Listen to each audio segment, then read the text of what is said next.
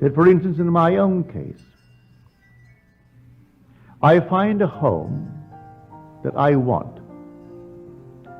I begin to imagine that I'm living in that home, and then doubt sets in, with the result that that doubt materializes into a person.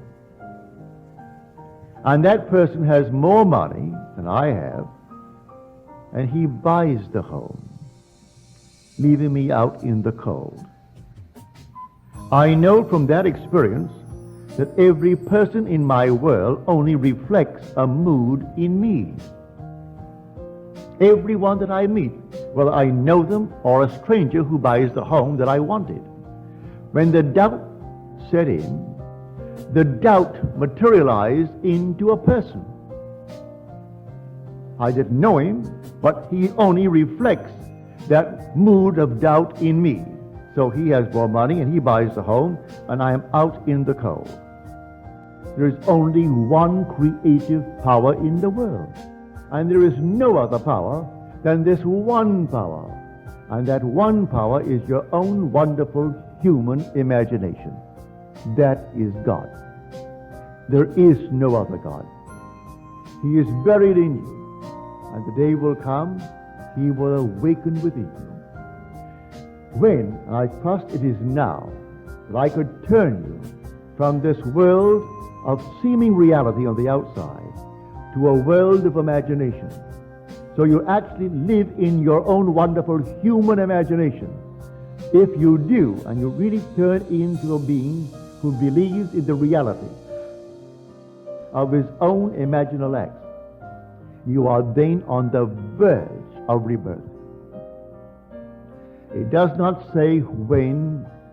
He tells you no one knows, not even the Son, only the Father. Don't ask me when, said he. But I'll tell you the signs of it when you actually begin to trust your own wonderful human imagination. When you can sit quietly all alone, asking help of no one, and really believe that your imaginal act is a creative fact, and that in the interval of time necessary, it's going to externalize itself and become a reality in your world, you're on the verge of rebirth. As you're told, unless you are born again, you cannot enter the kingdom of heaven, even though the kingdom of heaven is within you. The kingdom of God is within you, and God is in his kingdom. Although he is in his kingdom and that kingdom is in you, you can't enter it unless you turn from this world of materiality, believing it is the cause, believing it is the reality, to live in your own wonderful human imagination. When you do, you'll find yourself on the very verge of being reborn. So you're warned, do not ask me when. I will tell you, not even the Son knows, only the Father.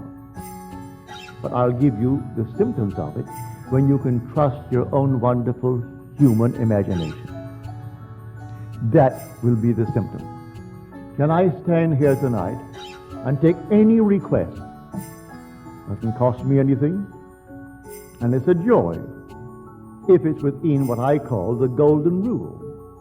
Do unto others as you would have them do unto you. Ask nothing of me that you would not ask for yourself. Do not ask me to hear any news in this world that you would not really want done to you. Because first of all, I could not do it. I use the golden rule. Then, if it comes within the framework of the golden rule, it's so easy. What would the feeling be like if it were true? That you are what you want to be. That they are what they want to be. That they have what they want to be. Don't ask me how it's going to happen. I do not know. The depth of your own being has ways and means that you, the conscious surface being, know not of. It knows exactly how to do it.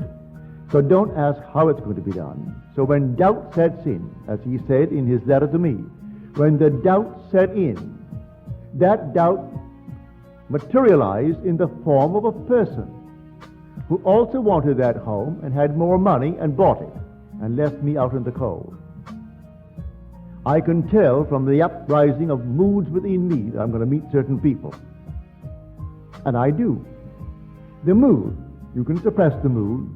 As Churchill said, the moods determine the fortunes of people, rather than the fortunes determine the mood. Don't ignore that great man. He said that the mood actually determines the fortunes. So I would catch a mood, well then catch the mood of your wish fulfilled. What would the feeling be like if it were true? Imagine the wish fulfilled. What would it be like? How would I feel if it were true? In spite of all things round about you that deny it, you walk as though it were true. And in a way that you do not know, and you need not know, it will externalize itself within your will, and you will actually receive it.